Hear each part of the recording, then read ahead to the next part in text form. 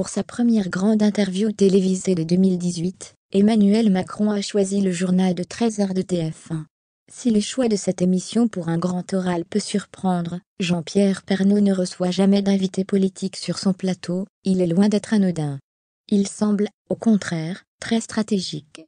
Des audiences au plus haut, pour toucher le plus grand nombre de Français, le meilleur choix reste incontestablement l'édition de Jean-Pierre Pernaut. Après 3 décennies passées à la tête de son JT, les audiences de ce dernier ne faiblissent pas. Chaque midi, ils sont, en moyenne, entre 5 et 6 millions de téléspectateurs à le suivre, soit près de 41% du public. Une édition qui séduit aussi bien les jeunes 30% de part d'audience sur les 25-49 ans, la fameuse ménagère de moins de 50 ans responsable des achats 31,3% de PDA, et les cadres 34,8% de PDA.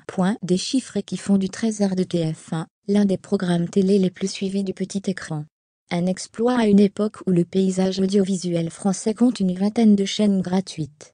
Il s'agit par ailleurs du JT le plus regardé d'Europe, avec l'édition de 20h de la même chaîne.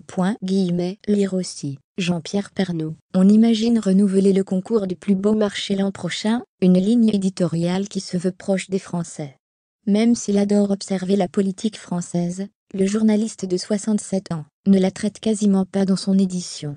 Sauf événement majeur. Je n'aime pas relever les petites phrases des politiques, nous expliqua-t-il en février dernier à l'occasion de ses 30 ans de JT. Voir la vidéo en tête d'article.